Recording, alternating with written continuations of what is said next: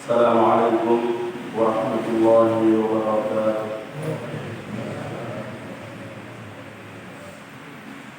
Innal hamdalillah nahmaduhu wa nasta'inuhu wa nastaghfiruhu wa nastahdihi wa natubu ilayhi wa natawakkalu alayhi wa na'udzu billahi min shururi anfusina wa min sayyiati a'malina may yahdihillahu fala mudilla lahu ومن يضلل فلا هادي له أشهد أن لا إله إلا الله وأشهد أن محمدا عبده ورسوله لا نبي بعده أما بعد فيا عباد الله ويا أمة الله أوصيكم وأوصي نفسي الخاطئة المذنبة بتقوى الله فقد فاز المتقون وأنفقكم على طاعته وطاعة رسوله لعلكم ترحمون. Ma'asyiral muslimin wal muslimat, jamaah subuh yang semoga kita semua dirahmati oleh Allah Subhanahu wa taala. Alhamdulillah, kembali kita memuji dan bersyukur kehadirat Allah Subhanahu wa taala atas limpahan karunia dan nikmat-Nya kepada kita semua, sehingga pada subuh hari ini kembali kita dapat melaksanakan salat subuh secara berjamaah, yang mudah-mudahan apa yang kita lakukan ini diterima oleh Allah Subhanahu wa taala dan dapat menjadi pemberat timbangan kebaikan kita di hari akhirat kelak. Dan semoga segala ibadah dan ketaatan kita kepada Allah Subhanahu wa taala dapat membahagiakan kita baik di dunia terlebih lagi di hari akhirat kelak. Salawat dan salam tak lupa senantiasa kita ucapkan kepada Rasulullah Sallallahu Alaihi Wasallam sebagai bukti iman, kecintaan dan terima kasih kita pada Rasulullah Sallallahu Alaihi Wasallam, Nabi yang diutus oleh Allah Subhanahu Wa Taala membawa risalah Allah Subhanahu Wa Taala demi kebahagiaan umatnya, termasuk kita semua. Baik kebahagiaan yang singkat dan sementara ini, terlebih lagi kebahagiaan yang abadi dan nanti di akhirat kelak. Semoga apa yang dibawa oleh Rasulullah Sallallahu Alaihi Wasallam dapat kita terima, kita amalkan dan kita perjuangkan hingga kita menghadap pengadilan Allah Subhanahu Wa Taala. Dan semoga dengan itu semua kita dapat meraih syafaat dari Rasulullah Sallallahu Alaihi Wasallam di hari yang semua orang membutuhkan syafaat.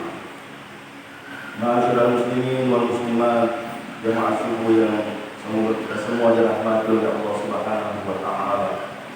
Pada kesempatan yang mulia dan berbahagia ini kembali kami ingin mengingatkan diri kami, khususnya kepada kita semua, tentang pentingnya kita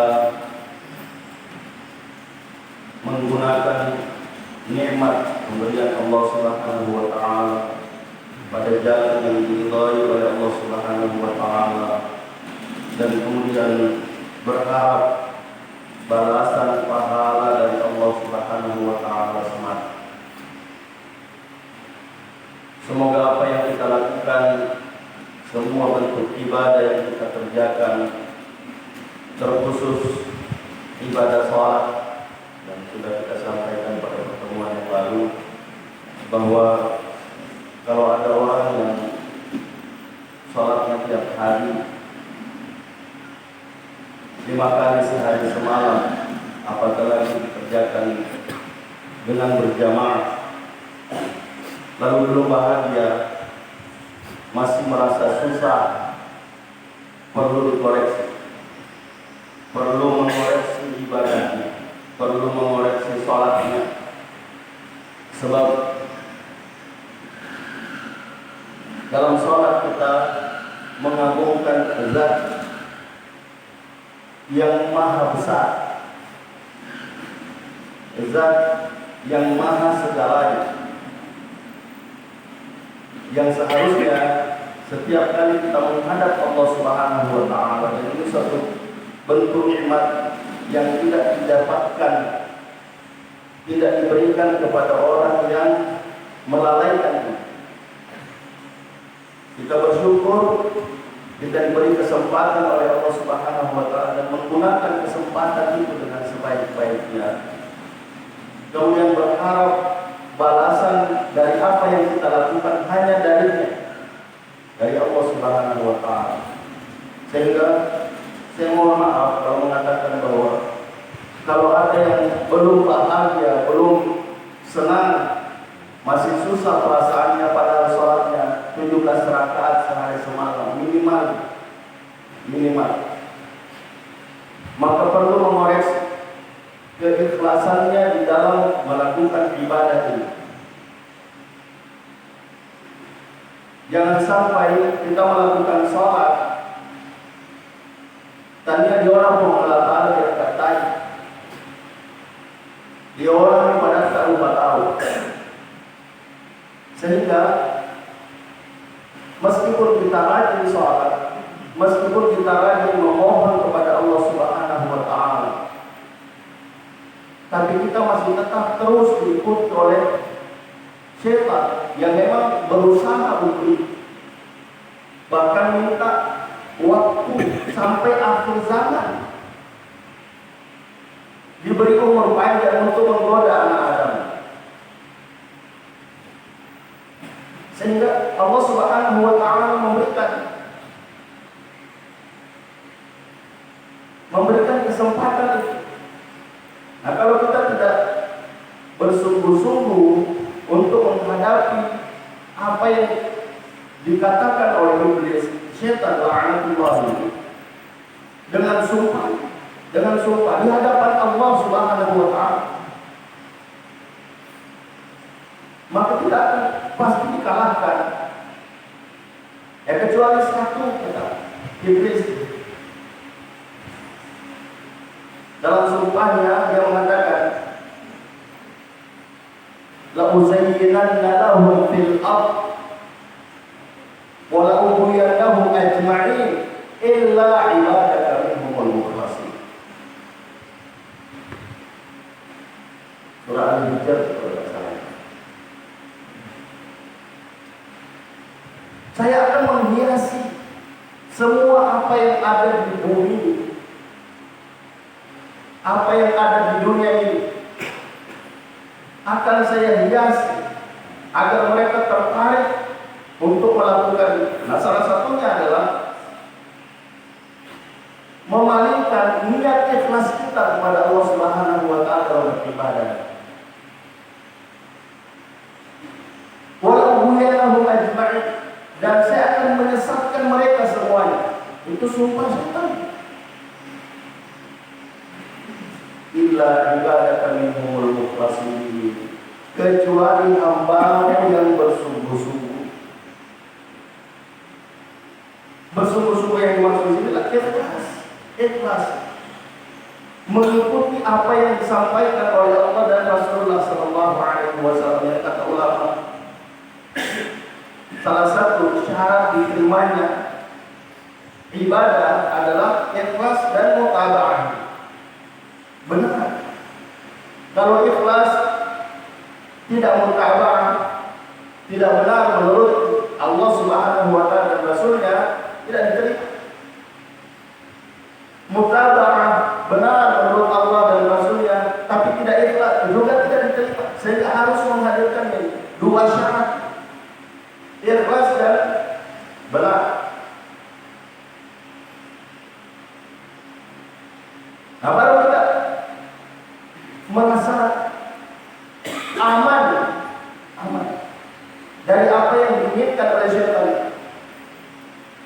Sehingga orang yang bersungguh-sungguh, bagaimanapun cara syaitan menghadapi kita, kita akan diawasi, dijaga oleh Allah Subhanahu wa taala. Sehingga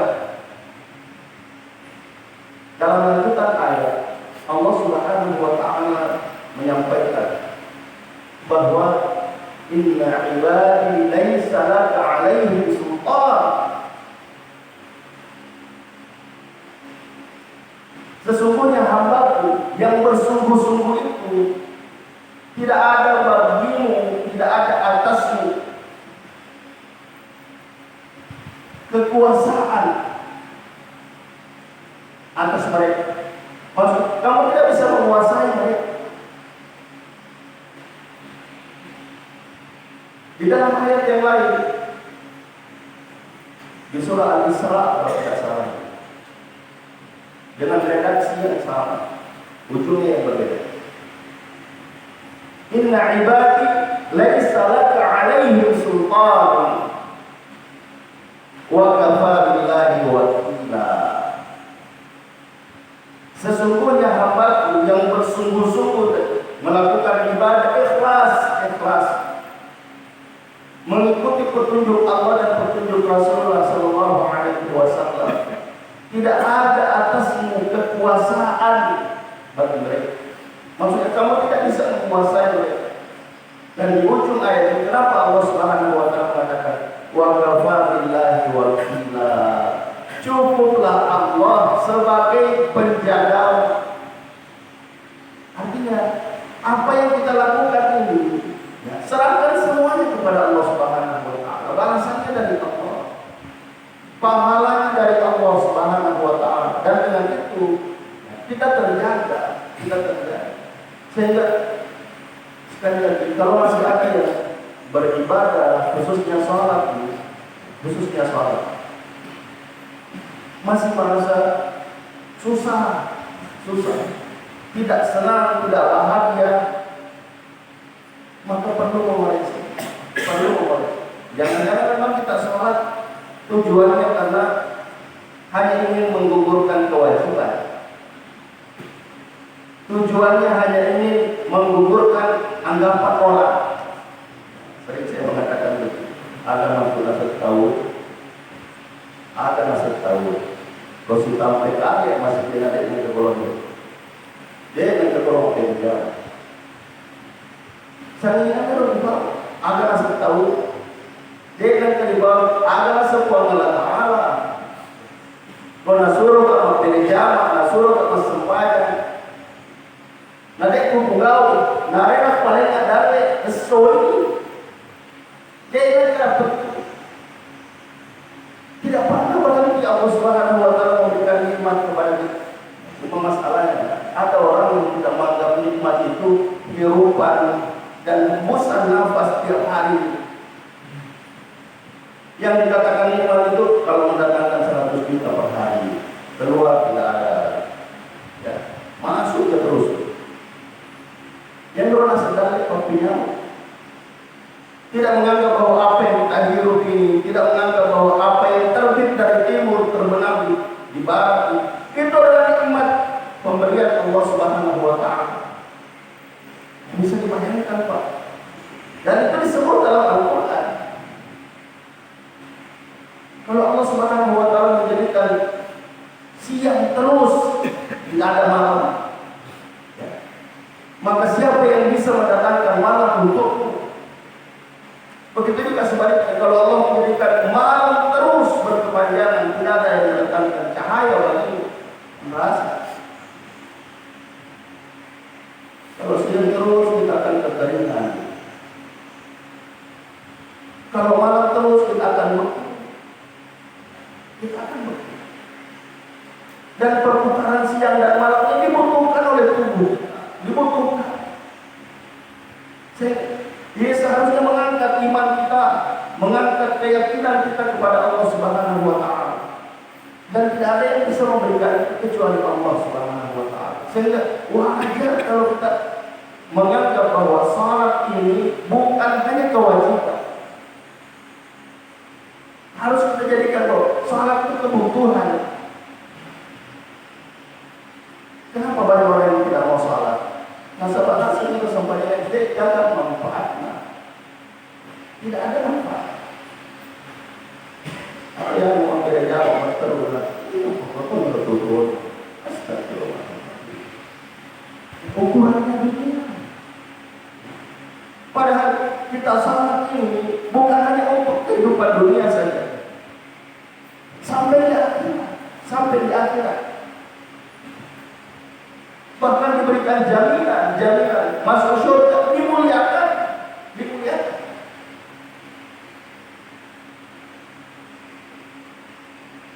Dan salat ini dapat menghilangkan sifat yang disebut oleh Allah Subhanahu wa taala. Halu'a. Suka berkeluh kesah, lagi bahagia. Kalau bahasa almarhum makkesi, mana aja makkesi. Ya. Mudah-mudahan saya tidak salah. Saya ini nama sedikit makkesi di sini. Lalu, idza massahu syarru jazu'a. Kalau diberikan sesuatu yang tidak menyenangkan, sakitnya bukan main.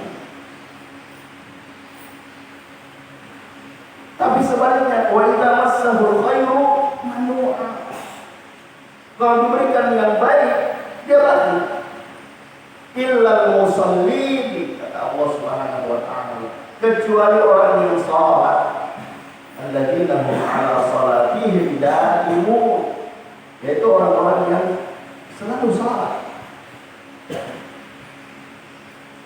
Jadi bukan hanya mendatangkan kebahagiaan seharusnya, tapi bisa menggugurkan sesuatu yang meresahkan, sesuatu yang meresahkan. Nah, saya jemaah sekalian yang semoga kita semua dirahmati oleh Allah Subhanahu wa taala. Sebahagian kita masih menganggap bahwa sholat itu adalah kebutuhan sekunder. Di salah satu tempat saya mengatakan bahwa seharusnya kita meyakini bahwa sholat ini adalah kebutuhan primer kita, melebihi dari makan dan minum. Melebihi dari makan. Karena kalau hanya masalah makan dan minum, ya kita khawatir pasti berhenti, terbatas sampai kapan Allah Subhanahu wa taala memberikan kehidupan kepada kita. Sudah selesai. Kalau sudah meninggal, sama dengan apa yang disampaikan ya, yang pernah juga kita ingatkan bahwa jangan khawatir dengan kesulitan yang menimpa, kesusahan yang kamu dapatkan ketika kamu melakukan ketaatan pada Allah Subhanahu wa taala. Kenapa? Semua sesuatu yang menyakitkan itu, kalau memang dia menyakitkan, segala sesuatu yang berat, segala sesuatu yang sulit, ketika kamu melakukan ketaatan, itu pasti berakhir. Begitu juga sebaliknya, segala yang menyenangkan, segala yang membuatmu bahagia, padahal itu adalah maksiat, kepada Allah Subhanahu wa taala, itu pasti berakhir dengan kematian. Cuma ujungnya, kalau kesenangan, kebahagiaan berakhir dengan kematian, ya, ini bukan ending. Karena endingnya kita semua adalah di akhirat. Yang tinggal adalah iqabnya. Innal ladzatan ma'siyati tadhhab wa yabqa iqabuha. Semua kelezatan dalam maksiat itu pasti akan berakhir. Yang tinggal adalah azab. Nah, kemudian inna masyaqqata ta'ati tadhhabu, begitu juga kesulitan, kesusahan, kepayahan dalam melakukan ketaatan pada Allah Subhanahu wa taala itu juga pasti berakhir dengan kematian. Tapi di akhirat bagaimana? Wa yabqa na'imuha. Yang tinggal adalah nikmatnya. Ini yang seharusnya kita hadirkan ketika kita beribadah. Mungkin di kehidupan dunia kita biasa-biasa saja, menurut pandangan orang, tapi kebahagiaan tidak ada yang bisa mengukur. Mungkin orang hanya dengan penglihatan matanya menganggap kita sengsara, susah, ya, tapi kita bahagia. Kita bahagia. Karena Allah yang memberikan, Allah yang memberikan. Sehingga jemaah sekalian, semoga kita semua dirahmati oleh Allah Subhanahu wa taala. Saya kembali mengatakan bahwa seharusnya kita meyakini bahwa salat ini dan ibadah-ibadah yang lain, ibadah-ibadah yang lain adalah kebutuhan. Cuma ya, sebagian mengatakan bahwa memang kebutuhan, tapi hanya menganggap bahwa kebutuhan pelengkap sekunder. Padahal kalau masalah dunia, ya, primer sekunder ini sangat diperhatikan. Betul, rumah itu adalah primer. Tapi kalau hanya sekedar rumah, tidak ada perabotnya, ada perabotnya, depan ke otornya, dekat ke motornya, kayaknya pelengkap. Ya kalau dunia saja kita mau yang sempurna, kenapa akhirat tidak? Kalau dunia kita mau, ya pelengkap ya. Ya. Bahkan sekarang ada yang pelengkap itu jadi primer. Ya. HP. Terkadang ada orang susah betul-betul tidak ada HP. Padahal bisa mendatangkan sesuatu yang buruk, ya tergantung kita menggunakan. Tapi jangan menganggap sesuatu yang tidak dibutuhkan menjadi kebutuhan. Saya kembali ke salat, bahwa sebagian orang sudah menganggap ini adalah kebutuhan, tapi hanya kebutuhan pelengkap. Jadi kau kasih kurang-kurang sepanjang, karena elok ini mempertimbangkan, ya. Cuma menganggap bahwa salat itu untuk mencukupi apa yang kurang, bukan merasa kehilangan memang kalau tidak melakukan. Sehingga orang yang meyakini bahwa salat adalah kebutuhan memang yang melebihi kebutuhan makan dan minum kita, karena kalau makan dan minum berakhir dengan kematian, tapi sholat tidak. Sampai di akhirat. Ada pertanyaan Allah Subhanahu wa taala terhadap penghuni neraka Saqar. Ma salakakum fi Saqar? Apa yang menyebabkan kamu masuk ke dalam neraka Saqar? Apa jawabannya? Lam naku minal musallin. Deko sepaya. Bukan kata orang Pak itu orang. Ya. Toma pergi ke atas dino. Toma sia-sia. Ya. Kenapa masuk ke neraka Saqar? Karena saya tidak salah. Bahkan di ayat yang lain, salat pun masih diancam neraka. Fawailul lil musallin. Neraka wail bagi orang yang salat. Kalau masih ada yang beralasan kesempatan yang kita belum tentu tadi, kesempatan yang kami belum tentu mendapatkan apa yang kita mau, belum tentu diterima oleh Allah Subhanahu wa taala. Yang seharusnya dia balik. Jangan karena mengatakan kesempatan yang kami belum tentu diterima aja sisa kesempatan. Tidak.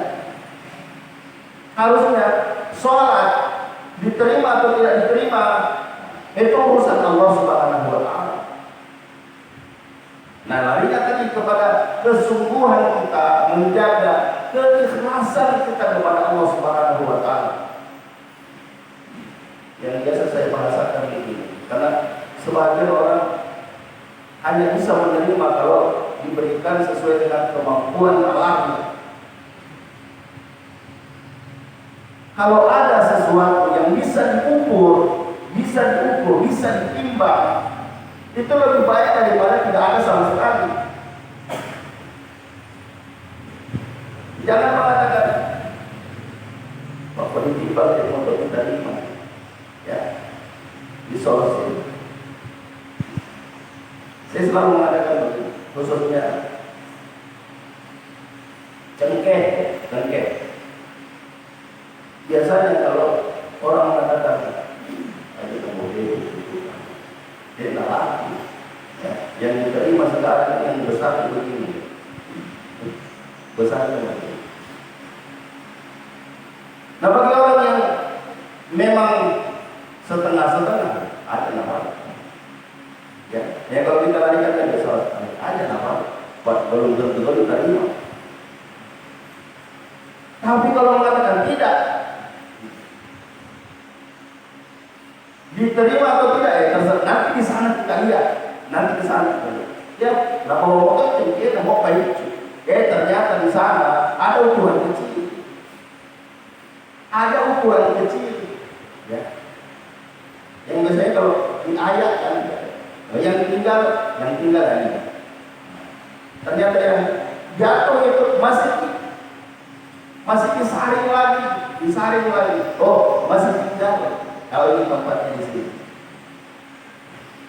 Jadi yang besarnya begini ada tempatnya. Yang besar lebih kecil sedikit, tempatnya di sini. Yang lebih rendah, tempatnya di sini. Sampai sekarang, ya. Kalau orang dulu dia kagak kehargaan, dia kenapa perhatikan? Ternyata ketika muncul daunnya pun ada harganya. Nampak nih loh, sama dengan ini Pak. Kalau kita mau jujur, sholat itu sama dengan ini. Jangan mengatakan, ya itu lah diterima. Pada itu ini baca matematika salah huruf. Ada orang Pak masuk surga belum pernah sholat.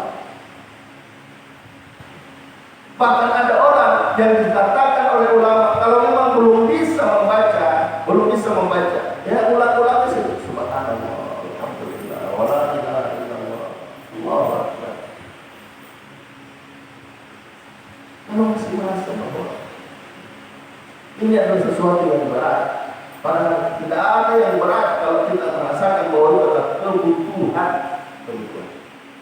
Seberat apapun kita pasti melakukan. Dan kalau kita meyakini bahwa kebutuhan kita terhadap ibadah, kebutuhan kita terhadap khususnya sholat ini melebihi daripada makan dan minum kita, seperti makan dan minum itu berarti dengan kematian, tapi sholat tidak. Lanjut sampai di akhirat. Dan di sana kalau kita mendapatkan balasan yang sempurna. Wa inna ma tuwaffawna ujurakum yawmal qiyamah. Faman zuhziha 'anil nar wa udkhila al-jannata faqad faz. Wa mal hayatud dunya illa mata'ul ghurur. Dan itulah yang diinginkan oleh setan. Setan yang maha penipu. Patipu-tipu dia setan. Sehingga jadikan dia sebagai musuhmu, ya. Jangan jadi kawan.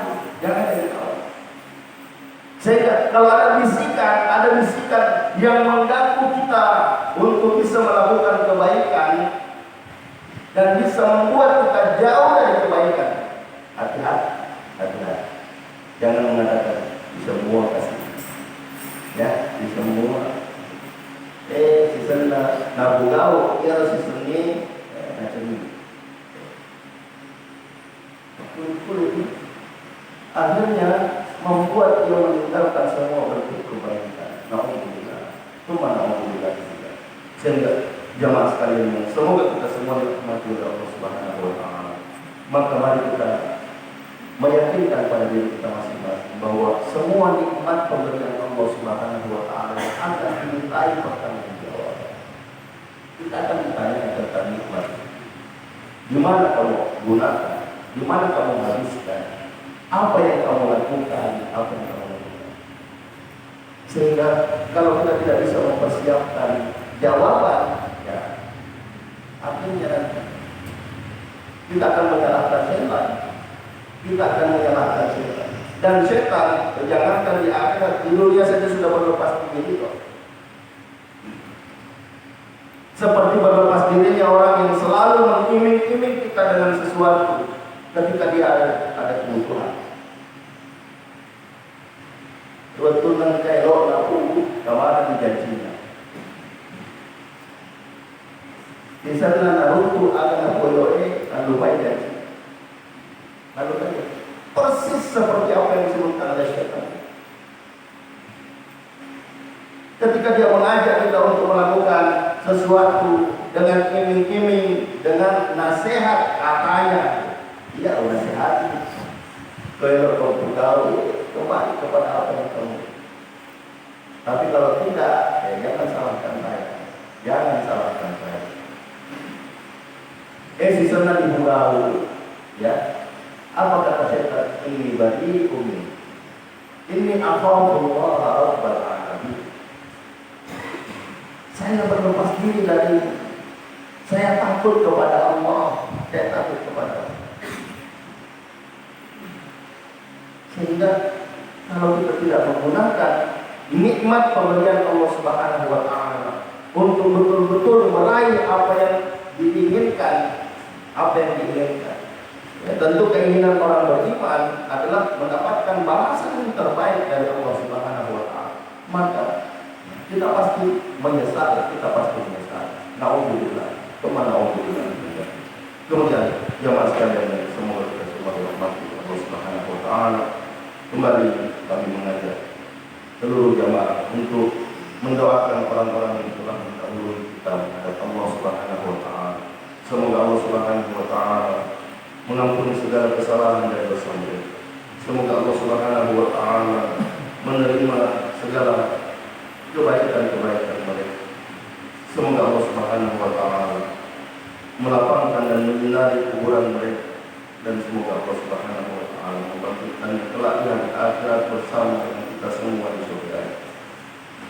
Dan kepada saudara dan saudari kita yang masih dipuji oleh Allah Subhanahu wa Ta'ala, semoga Allah Subhanahu wa Ta'ala memberikan ketabahan dan kesabaran kepada mereka menghadapi ujian Allah Subhanahu wa Ta'ala. Dan yang diuji dengan penyakit, semoga Allah Subhanahu wa Ta'ala memberikan ketabahan dan kesabaran menghadapi penyakit yang diberikan oleh Allah Subhanahu wa Ta'ala. Dan semoga Allah mengangkat penyakitnya, semoga Allah Subhanahu wa Ta'ala menyembuhkannya dan menjadikan kesembuhannya menjadi sesuatu untuk melakukan ibadah dan ketaatan yang maksimal kepada Allah Subhanahu wa Ta'ala. Dan kepada kita semua yang masih diberikan kehidupan, kesehatan oleh Allah Subhanahu wa Ta'ala, gunakan kesehatan dan kesempatan itu untuk beribadah dan melakukan ketaatan yang maksimal kepada Allah Subhanahu wa Ta'ala. Karena kita yakin bahwa kehidupan ini pasti berakhir. Kesehatan, kesempatan yang diberikan oleh Allah Subhanahu wa Ta'ala yang bisa berubah, sehingga sebelum waktunya diangkat dan dicabut oleh Allah Subhanahu wa Ta'ala. Gunakan dengan sebaik-baiknya. Dan kepada seluruh jemaah yang masih memberikan bantuannya, sumbangsi kepada masjid kita ini dan kepada semua tempat-tempat yang membutuhkan bantuan, semoga Allah Subhanahu wa Ta'ala membalas kebaikan-kebaikan kita, semua yang kita keluarkan untuk mereka. Mudah-mudahan Allah Subhanahu wa Ta'ala menerima dan menggantinya dengan kebaikan yang berlipat ganda, baik di dunia terlebih lagi di akhirat kelak. Allahumma ja'alna Allah wa iyyakum min al-'amilin wal faizin wa adkhilna wa iyyakum bil jannati wal na'im al-muqim. Aqulu qawli hadha wa astaghfirullah al-'azim li wa lakum wa li sa'iril muslimin wal muslimat min kulli dhanbin wa ya fawzal mustaghfirin wa ya najat al-ta'irin. Subhanallahu wa bihamdihi. Wa la ilaha illa anta astaghfiruka wa atubu ilaik. Assalamualaikum warahmatullahi wabarakatuh. Wassalamualaikum warahmatullahi wabarakatuh.